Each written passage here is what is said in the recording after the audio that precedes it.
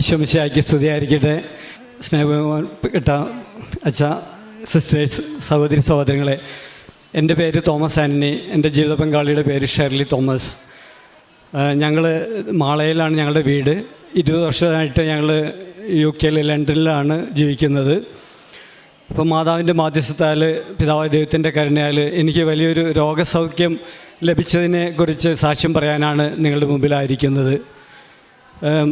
UK ചെന്ന അന്ന് മുതൽ ഞങ്ങളുടെ പാരമ്പര്യമായിട്ട് കുടുംബത്തിൽ നിന്ന്, അമ്മയിൽ നിന്നെല്ലാം മാതൃഭക്തി വളരെ ഞങ്ങൾക്ക് ലഭിച്ചായിരുന്നു. അത് ഞങ്ങൾ തുടർന്ന് കൊണ്ടുപോകുമായിരുന്നു. UK അവസ്ഥയിൽ അവിടുത്തെ വിശ്വാസം തകരുന്നതുകൊണ്ട് ചെന്ന അന്ന് മുതൽ ജപമാല ഭക്തി പ്രചരിപ്പിക്കുവാനും ദിവ്യകാരുണ്യ ആരാധനയ്ക്കൊക്കെ വേണ്ടി ഞങ്ങൾ കൂടുതൽ ഇനിഷ്യേറ്റീവ് ചെയ്യുമായിരുന്നു. അങ്ങനെ കുറച്ച് കാലങ്ങൾ കഴിഞ്ഞപ്പോൾ അതിനൊക്കെ ചെറുതായിട്ടൊക്കെ മന്ദീഭവിച്ചു. കാരണം മറ്റു കാര്യങ്ങളിലെല്ലാം ശ്രദ്ധ കേന്ദ്രീകരിച്ചപ്പോൾ. അപ്പോൾ ലോങ് സ്റ്റോറി ഷോർട്ട് ചുരുക്കി പറയാം, ഈ ജനുവരി മാസം എനിക്ക് പ്രോസ്റ്റേറ്റ് ക്യാൻസർ ഡയഗ്നോസ് ചെയ്തു. എല്ലാം ദൈവത്തിൻ്റെ വലിയ കരുണയാണ്. കാരണം അവിടെ 6 മാസം കൂടുമ്പോൾ ബ്ലഡ് ടെസ്റ്റ് ചെയ്യുന്ന ഒരു സിസ്റ്റമുണ്ട്. അപ്പം മുമ്പും ചെയ്തിരുന്നു. പക്ഷേ അന്ന് ചെന്നപ്പോൾ ഒരു ദൈവദൂതനെ പോലെ അവിടെ ഇരുന്ന സിസ്റ്റർ പറഞ്ഞു, നിനക്ക് ഇത്രയും വയസ്സായല്ലോ, എന്നാൽ പോസ്റ്റേറ്റും കൂടി ചെക്ക് ചെയ്യാമെന്ന് പറഞ്ഞിട്ട് അവരെ ഇനിഷ്യേറ്റീവിൽ എനിക്ക് അതിൻ്റെ PSA ടെസ്റ്റ് ചെയ്തു. അപ്പം അത് കൗണ്ട് കൂടുതലായിരുന്നു. എന്നിട്ട് എന്നെ അത് കഴിഞ്ഞപ്പോൾ ഡോക്ടർ വിളിച്ചതിന് ശേഷം ഡോക്ടർ പറഞ്ഞു ഇങ്ങനെ കൗണ്ട് കൂടുതൽ, അതുകൊണ്ട് MRI എടുക്കണം. അപ്പോൾ MRI എടുത്തു, അതും പോസിറ്റീവായിരുന്നു. ബയോപ്സി എടുത്തു, അതും പോസിറ്റീവായിരുന്നു. പ്രിയ സഹോദരങ്ങളെ, ഇതറിഞ്ഞ് എൻ്റെ ജീവിത പങ്കാളി വളരെ വിഷമിച്ചു. അപ്പോൾ ഞങ്ങൾ കൃപാസനത്തിലെ ശുശ്രൂഷകളൊക്കെ ഓൺലൈനിലൊക്കെ കേൾക്കാറുണ്ടായിരുന്നു. പല സഹോദരങ്ങളും ഞങ്ങൾക്ക് ലിങ്ക് അയച്ചു തരികയും, പക്ഷേ അതിനൊന്നും അത്ര ശ്രദ്ധ വെച്ചില്ലായിരുന്നു. കാരണം നമ്മളുടെ ഒരു ധാരണ ഈശോയായിട്ട്, പിതാവായ ദൈവമായിട്ട്, പരിശുദ്ധാത്മായിട്ടൊക്കെ ബന്ധമുണ്ടല്ലോ. പിന്നെ അത്ര കൂടുതലായിട്ട് നമ്മളത് ആഴമായിട്ട് കണക്കിലെടുത്തില്ലായിരുന്നു. പക്ഷേ ജീവിത പങ്കാളി ഷേർലിക്ക് അതിൽ വിശ്വാസമായതുകൊണ്ട് എനിക്ക് അസുഖമാണെന്ന് അറിഞ്ഞ ഉടനെ ഓൺലൈനിൽ ഉടമ്പടി എടുത്തു. അപ്പോൾ നിങ്ങൾക്കറിയാം, അവിടെ UK ചികിത്സ എല്ലാം ഫ്രീ ആണെങ്കിൽ കൂടി അതിനൊക്കെ വളരെ ഡിലേ ആണ്. ചുരുങ്ങിയത് 6 മാസം എടുക്കും ഒരു ഓപ്പറേഷന് ഡേറ്റ് കിട്ടാൻ. ചികിത്സ ആധുനിക സൗകര്യങ്ങളുണ്ടെങ്കിലും ഡയഗ്നോസ് ചെയ്യാനും ട്രീറ്റ്മെൻറ്റ് കിട്ടാനും വളരെ ഡിലേ ആണ്.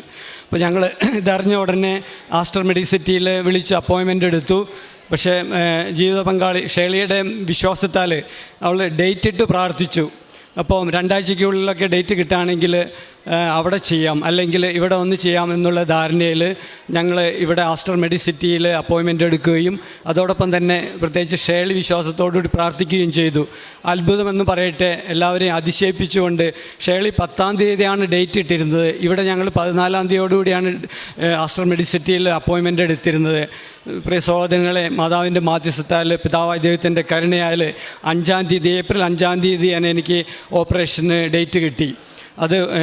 ഇത് ഞങ്ങളുടെയോ ആരുടെയും കഴിവല്ല. കേൾക്കുന്നവരെല്ലാം വളരെ അത്ഭുതത്തോടു കൂടിയാണ് ഇത് പ്രതികരിച്ചത്. കാരണം അവിടുത്തെ സ്ഥിതി അങ്ങനെയാണ്.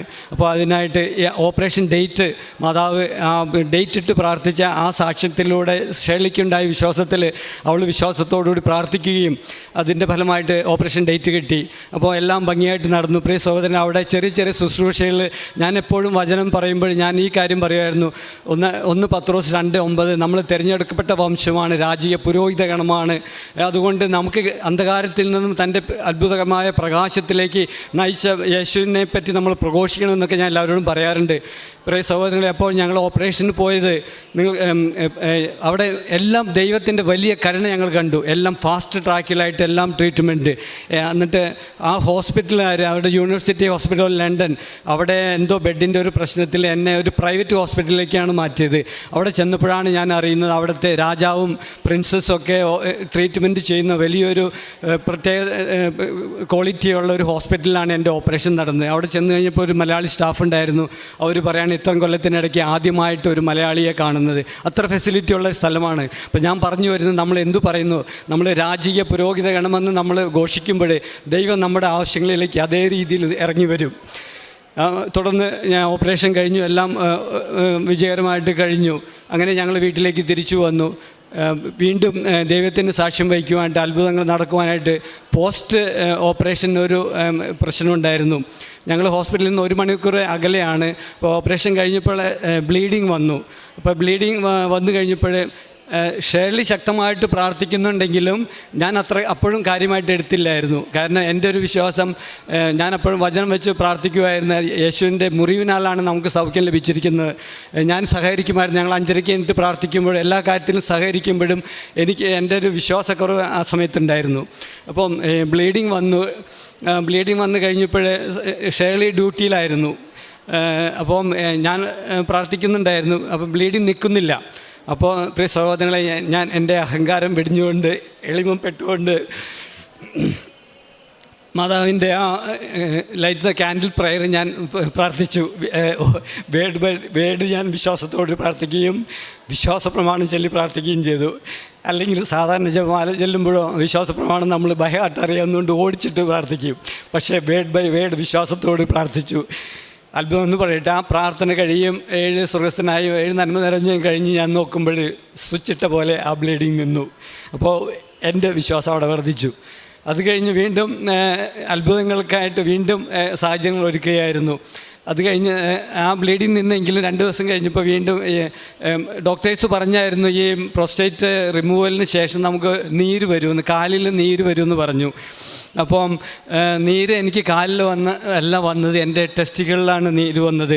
അത് ഡേ ബൈ ഡേ അത് വളർന്ന് ഒരു ആപ്പിൾ സൈസായി, പിന്നെ ഒരു തേങ്ങയുടെ വലുപ്പമായി. എനിക്ക് നടക്കാനോ കിടക്കാനോ പറ്റാത്തൊരവസ്ഥയായി.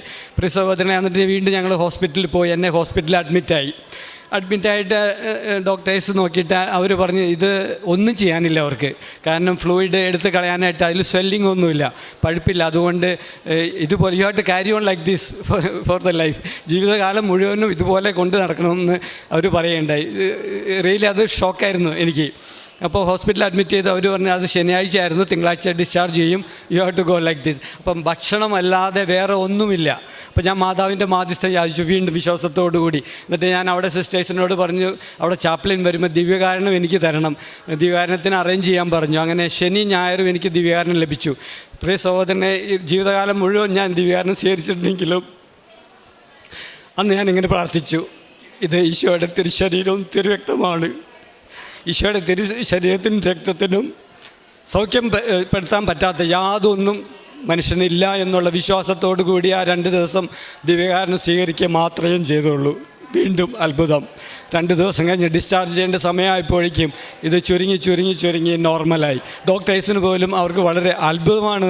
അവർ പറഞ്ഞു, ഇത് ഒരിക്കലും അവർക്ക് വിശ്വസിക്കാൻ പോലും പറ്റുന്നില്ല. അപ്പോൾ മുമ്പുള്ള ഫോട്ടോ അവരുടെ എടുത്ത് വെച്ചു. അവർക്ക് റിസർച്ചിനും അവർക്ക് പോസ്റ്റ് സ്റ്റഡിക്കും അവിടെ ടീച്ചിങ്ങിന് വേണ്ടിയിട്ട് അവർ ഫോട്ടോ എടുത്തത് കഴിഞ്ഞിട്ടുള്ളതൊക്കെ അവർ ഫോട്ടോ എടുത്ത് വെച്ചു. അപ്പോൾ ഈ 3 വലിയ അത്ഭുതം മാതാവിൻ്റെ മധ്യസ്ഥതായാലും ദിവ്യകാരുണ്യനാഥൻ്റെ കരുണയാലും സ്നേഹത്താലും എനിക്ക് ലഭിച്ചതായിട്ട് ഞാൻ നിങ്ങളോട് സാക്ഷ്യപ്പെടുത്തുന്നു. കാരുണ്യ പ്രവർത്തകർ അപ്പോൾ ഞങ്ങൾ ആസ്റ്റർ മെഡിസിറ്റിയിൽ ഞങ്ങൾ വിളിച്ചപ്പോൾ ഏകദേശം 4 ലക്ഷത്തോളം ട്രീറ്റ്മെൻറ്റിന് വരുമെന്ന് പറഞ്ഞു. ഇംഗ്ലണ്ടിലായിരുന്നെങ്കിൽ ഒരു പൈസ പോലും ചിലവ്, എല്ലാം ഫ്രീ ആയിട്ടായിരുന്നു. അപ്പോൾ ഞങ്ങൾ വിചാരിച്ചു ക്യാൻസർ രോഗികൾക്ക് വേണ്ടി ഈ തുക മുഴുവനും ഞങ്ങൾ അറിയിക്കാതെ പുരോഹിത സിസ്റ്റേഴ്സ് വഴി ആ മുഴുവൻ കാരുണ്യ പ്രവൃത്തിയായിട്ട് ക്യാൻസർ രോഗം മൂലം വിഷമിക്കുന്നവർക്ക് ഇവിടെ ചിലവാകേണ്ടിയിരുന്ന ആ തുക ഞാൻ കൊടുക്കാമെന്ന് ഞങ്ങൾ ഏറ്റുകൊടുത്തുകൊണ്ടിരിക്കുന്നു. പിന്നെ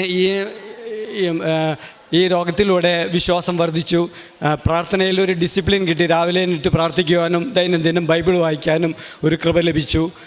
സൃഷ്ടാവായ ദൈവത്തിന് മാറ്റുവാൻ കഴിയാത്ത ഒന്നും തന്നെ സൃഷ്ടികളായ നമ്മളുടെ ജീവിതത്തിലില്ല എന്നുള്ള വലിയ വിശ്വാസ ബോധ്യത്തിലേക്ക് ഉടമ്പടി ജീവിതവും പ്രാർത്ഥനാ ജീവിതവും ഈ സഹോദരനെ നയിച്ചു എന്ന് ഈ സഹോദരൻ്റെ സാക്ഷ്യത്തിൽ നിന്ന് വളരെ വ്യക്തമായിട്ട് നമുക്ക് മനസ്സിലായി. പ്രിയ സഹോദരങ്ങളെ, ഉടമ്പടി എടുത്ത ഒരു വ്യക്തി ആ വ്യക്തിയുടെ ജീവിതത്തിൽ കണ്ടറിയുന്ന, അനുഭവിച്ചറിയുന്ന വിശ്വാസത്തിലാണ് ആ വ്യക്തിയുടെ ജീവിതം മുഴുവൻ മുന്നോട്ട് പോകുന്നത്. ഈ സഹോദരൻ പരിശുദ്ധ കുർബാനയെക്കുറിച്ചും അതുപോലെ തന്നെ കൂദാശകളെക്കുറിച്ചും പ്രാർത്ഥനാ ജീവിതത്തെക്കുറിച്ചും സാക്ഷ്യത്തിൽ കൂട്ടിച്ചേർക്കുമ്പോൾ ഉടമ്പടി ജീവിതം വിശ്വാസത്തിൻ്റെ എല്ലാ തലങ്ങളെയും സ്പർശിക്കുന്നുവെന്നും ഒരു വ്യക്തിയെ വിശ്വാസത്തിൽ ആഴപ്പെടുത്തുവാനായിട്ട് സഹായിക്കുന്നുവെന്നും വളരെ വ്യക്തമായിട്ട് നമുക്ക് മനസ്സിലാകുന്നു. ജീവിതത്തിൽ ദൈവത്തിന് സൗഖ്യമാക്കുവാൻ കഴിയാത്ത, അല്ലെങ്കിൽ ജീവിതത്തിൽ ദൈവത്തിന് സ്പർശിക്കുവാനായിട്ട് കഴിയാത്ത ഒരു മേഖലകളുമില്ലെന്ന് ഈ പ്രത്യക്ഷീകരണത്തിൻ്റെ അൾത്താര ഓരോ ദിവസവും നമ്മളോട് സാക്ഷ്യങ്ങളായിട്ട് പറയുകയാണ്. ഈ സഹോദരൻ്റെ ജീവിതത്തിൽ പരിശുദ്ധ അമ്മയും ഉടമ്പടി ജീവിതവും ചെയ്തു കൊടുത്ത എല്ലാ അനുഗ്രഹങ്ങൾക്കും കൃപകൾക്കും ദൈവനാമത്തെ മഹത്വപ്പെടുത്തി ഇരു കരങ്ങളും അടിച്ച് പരിശുദ്ധ അമ്മയ്ക്കും തിരുക്കുമാരനും നമുക്ക് നന്ദി